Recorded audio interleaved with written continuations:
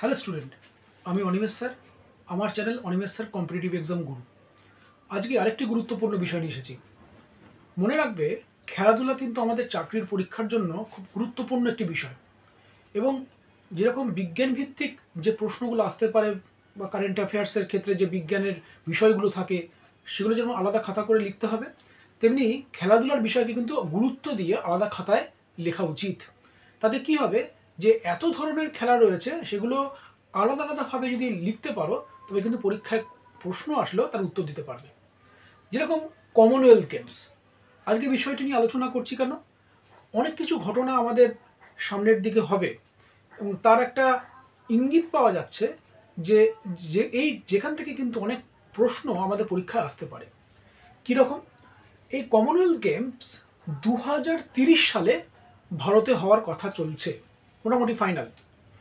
তো ব্যাপারটা কি জেনে নেওয়া যাক। কমনওয়েলথ আসলে কি?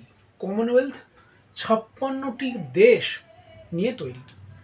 আসলে ব্রিটিশ শাসন থেকে বেরিয়ে আসার পর যে সমস্ত কলোনিগুলো ব্রিটিশ শাসনের আন্ডারে ছিল, তারা যখন স্বাধীন হয় তখন তাদের সঙ্গে একটা সম্পর্ক তৈরি করে ব্রিটিশ শাসকেরা একটা সংগঠন তৈরি করে, তার নাম হচ্ছে কমনওয়েলথ।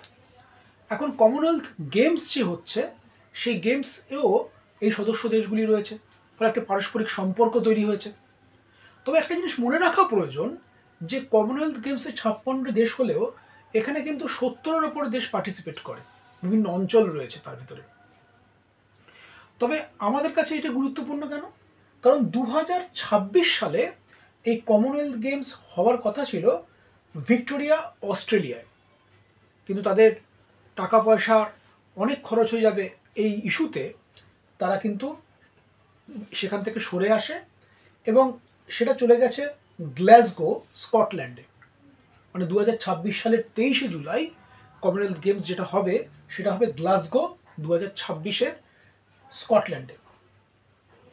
তো এই বিষয়টি কিন্তু আমাদের গুরুত্বপূর্ণ, আলাদা করে আমাদের লিখতে হবে যে কোথায় 2026-এ কমনওয়েলথ গেমস হচ্ছে। কমনওয়েলথ গেমস আমাদের কাছে ইম্পর্টেন্ট এই কারণে, 2030-এ কিন্তু কমনওয়েলথ গেমস আমাদের দেশে হবে। তবে মনে রাখতে হবে, কমনওয়েলথ গেমসের একটা হিস্ট্রিও রয়েছে। কি? কমনওয়েলথ গেমস যখন শুরু হয় তখন 11টি পার্টিসিপেন্টস ছিল এবং প্রথমে কিন্তু নাম এরকম ছিল না। প্রথমে বলা হতো ব্রিটিশ এম্পায়ার গেমস। তো ব্রিটিশ ব্রিটিশ গন্ধ আছে, যারা পরবর্তীকালে 1930 সালে এ খেলা শুরু হয়েছিল। এখন 1930, তখন তো অনেক জায়গায় ব্রিটিশের রাজত্ব ছিল, সারা পৃথিবীতেই ব্রিটিশের রাজত্ব ছিল। এখন সেখান থেকে বেরিয়ে এসে British empire and Commonwealth games হলো, তারপরে ব্রিটিশ কমনওয়েলথ গেমস এবং তারপরে হলো কমনওয়েলথ গেমস 1970-এর দশকের শেষের দিকে। যে সমস্ত দেশগুলো এই ব্রিটিশদের আন্ডারে ছিল তারা বেশিরভাগই এই কমনওয়েলথের সদস্য এবং তারা এই প্রতিযোগিতায় অংশগ্রহণ করে থাকে। তো চীন আমেরিকার মতো দেশ কিন্তু এখানে নেই। একটা বড় আরও অন্যান্য দেশও রয়েছে, কিন্তু চীন আমেরিকা নেই। তাই কমনওয়েলথ গেমসে ভারত কিন্তু যে পার্টিসিপেট করে, তাতে কিন্তু ভারত বেশ ভালোই প্রশংসাযোগ্য সম্মান নিয়ে আসে। তবে এখানে লক্ষণীয়, 2030 সালে যখন ভারতে এটা হবে, হবে কোথায়? আমেদাবাদে। আরেকটি জিনিস মনে রাখতে হবে, যে কমনওয়েলথ গেমস কিন্তু ভারতে আগেও হয়েছে। সেটা কখন?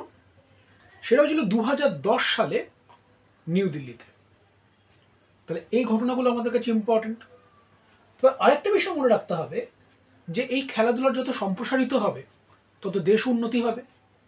এবং আমরা চাইছি এই আন্তর্জাতিক স্তরের খেলাধুলায় শুধু ক্রিকেট নয়, অন্যান্য খেলাকেও সামনের সারিতে নিয়ে আসতে, এবং তার জন্য এই ধরনের গেমস কিন্তু প্রয়োজন। আরেকটি বিষয়, কমনওয়েলথ গেমসে আমরা যেরকম 2010 সালে 101টি মেডেল পেয়েছিলাম, 2012 সালে কিন্তু অলিম্পিকে আমরা সেইভাবে কোনো মেডেলই পাইনি, 6টি মেডেল পেয়েছিলাম। তাহলে আন্তর্জাতিক ক্ষেত্রে যত পরিসরটা বাড়ছে ভারত কিন্তু সেভাবে পার্টিসিপেট করে সেভাবে কিন্তু মেডেল নিয়ে আসতে পারছে না, এটাও কিন্তু আমাদের লক্ষ্য রাখতে হবে। তাই এই ধরনের খেলাধুলা এবং এই ধরনের প্রতিযোগিতা যদি দেশে হয়, তাহলে মানুষের মধ্যে যুব শক্তির কাছে কিন্তু আরও বেশি একটা বার্তা যাবে তাদের খেলাধুলার মধ্যে অংশগ্রহণ করতে হবে, এবং অন্য অন্য যে খেলাধুলা রয়েছে তার মধ্যে তারা কিন্তু আসতে পারবে। আরেকটি বিষয় মনে রাখা প্রয়োজন যে এই যে নতুন প্রজন্ম যদি খেলাধুলার সঙ্গে যুক্ত হয় এবং এই ধরনের প্রতিযোগিতা হয়, তাহলে যেমন কম্পিটিশন বাড়বে এবং দেশে বহু দেশ থেকে কিন্তু লোকজনও আসবে, ফলে ট্যুরিজমেরও একটা কিন্তু ডেভেলপমেন্ট হবে। যদি 2030 সালে আমাদের দেশে যখন কমনওয়েলথ হবে গুজরাটের আহমেদাবাদে, তখন কিন্তু বহু মানুষ কিন্তু এই কমনওয়েলথ খেলা দেখতে কিন্তু আসবে। তাই আমাদের দেশের নাম কিন্তু সারা পৃথিবীতে আরও ছড়িয়ে পড়বে। যদিও অস্ট্রেলিয়া এবার এই খেলাটা 2026 সালে করাতে পারল না আর্থিক কারণ দেখিয়ে, সেটা চলে গেল গ্লাসগোতে। মনে রাখা প্রয়োজন ভারত কিন্তু সেই জায়গাটাকে নিয়ে যাবে বলে মনে করছে। তো ভারতের অর্থনীতি যেভাবে সম্প্রসারিত হয়েছে, খেলাধুলাকেও কিন্তু ধীরে ধীরে ধীরে ধীরে একটা বৃহত্তর পর্যায়ে নিয়ে যাবে। শুধু ক্রিকেট নয়, অন্য অন্য ক্ষেত্রেও কিন্তু খেলাধুলার সম্প্রসারিত হবে। তাই আমাদের মনে রাখা প্রয়োজন যে এই যে বিষয়টি রয়েছে, সম্প্রতি WBCS এর ফর্ম ফিল আপ চলছে। এখন আমাদের মনে রাখতে হবে বিভিন্ন বিষয়গুলিকে আলাদা আলাদা করে নোটস তৈরি করা। তো এই বিষয়টি কমনওয়েলথ গেমসের উপর কিন্তু কোশ্চেন অবশ্যই আসতে পারে। কী ধরনের কোশ্চেন আসতে পারে? যেরকম 2026 সালে কমনওয়েলথ গেমস কোথায় হচ্ছে, কোথায় হওয়ার কথা ছিল সেটা হলো না। 2030 সালে মানে আগামী দিনে ভারতে কি খেলা হবে? আগে কি কখনো ভারতে কমনওয়েলথ গেমস হয়েছিল? এই বিষয়গুলি কিন্তু গুরুত্বপূর্ণ।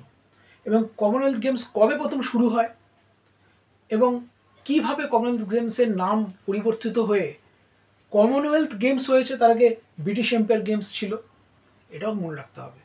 এবং আরেকটি জিনিস গুরুত্বপূর্ণ যে 2030 সালে যেটা হচ্ছে সেটা কিন্তু 100 বছর পূর্ণ হবে কমনওয়েলথ গেমসের, মানে 1930 থেকে 2030। তো সে কিন্তু ভারতের একটা অবদান থাকবে।